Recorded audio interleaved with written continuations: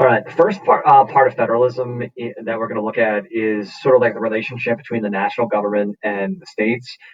That relationship has to be smooth and efficient for the whole system to work well.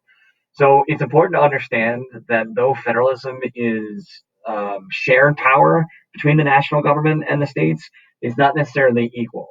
So the kind of the key clause that determines or dictates the relationship between the national government and the states can be found in Article 6. It's called the Supremacy Clause.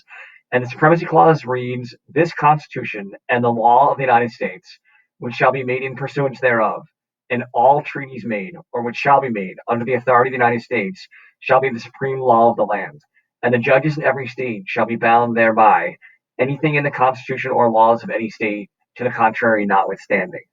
Fancy terminology, but the ladder over here basically interprets that for you. The Constitution is really at the top of the ladder.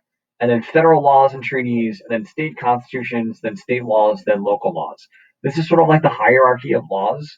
Basically, what the Supremacy Clause says is that if the national government has a policy and the states have a policy, and the state policy is different than the national government policy, the national government policy is going to win that fight every single day.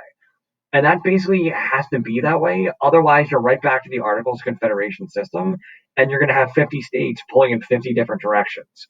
So it's important to note that though the power is shared between the national government and the states, the national government is indeed supreme, and that's because of the Supremacy Clause that's found in the Constitution.